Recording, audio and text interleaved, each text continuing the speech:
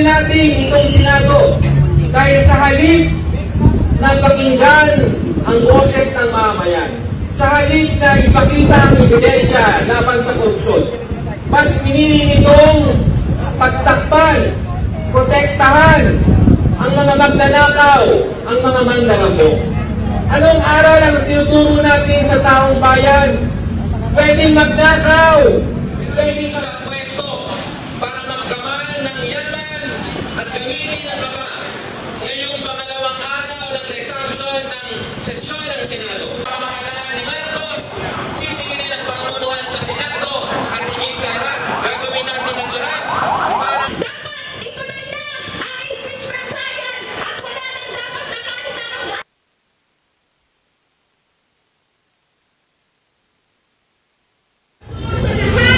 nang nakakakita ng pagkilos ngayong araw.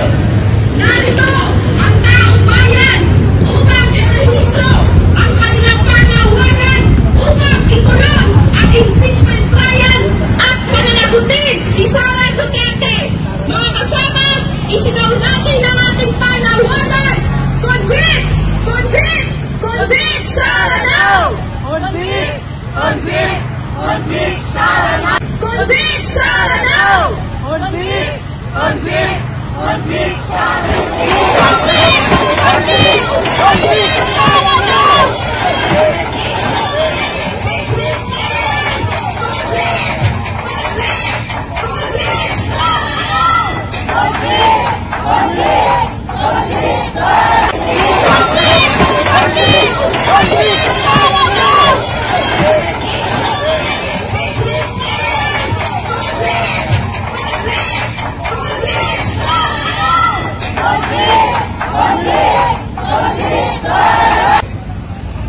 Kaya tayo sinisingil natin ang pamahalaan ni Marcos Jr.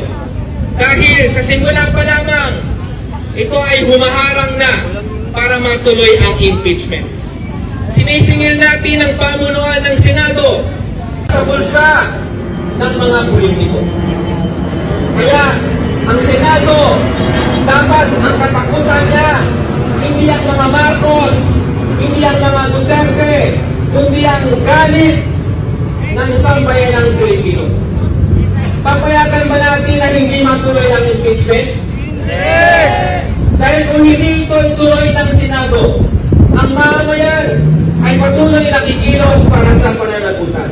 At sisingilin natin itong Senado dahil sa halip na pakinggan ang boses ng mamamayan, sa halip na ipakita ang ebidensya laban sa korupsyon, mas pinili nitong pagtakpan, protektahan ang mga magnanakaw, ang mga mandaramo.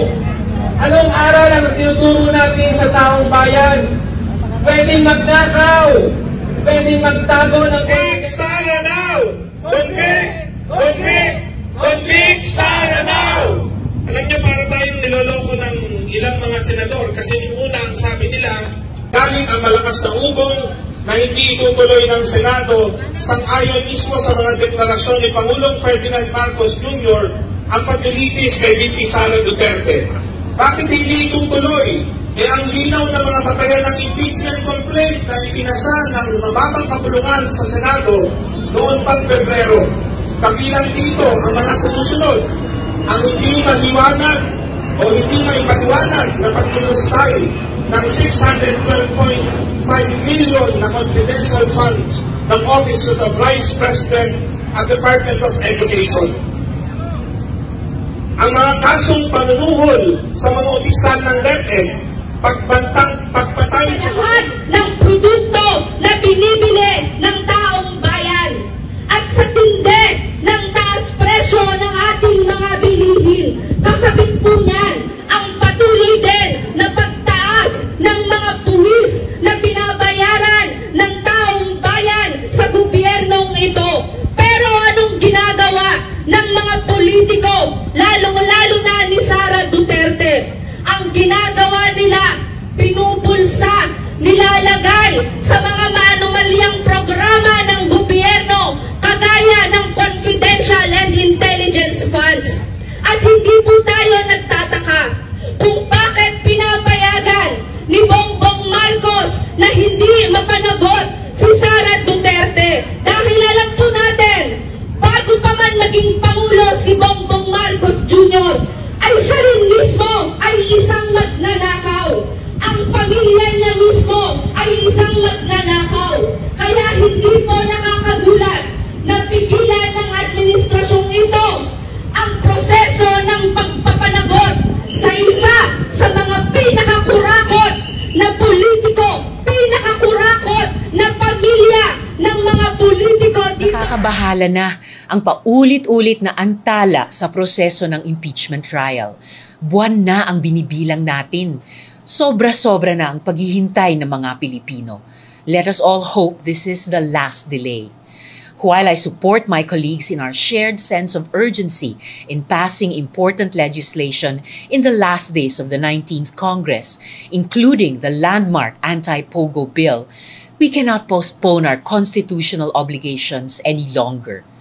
Any further delays in commencing the trial against Vice President Duterte would violate the Constitution, which clearly states that the Senate must forthwith proceed with an impeachment trial.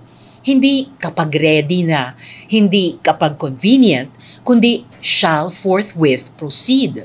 Huwag naman sana yang baliwalain. The Supreme Court has also previously ruled that the Senate is treated as a continuing body when it comes to non-legislative functions, and those include the vital duty to sit as an impeachment court. We owe it to the Filipino people to convene as an impeachment court and begin the proceedings at the soonest possible time. Ano man ang akusasyon laban kay Vice President Duterte, karapatan ng taong bayan na malaman at mahimay ang mga ito sa pamamagitan ng isang transparent na impeachment trial. Dapat harapin na ng Senado ang lahat ng ito sa lalong madaling panahon.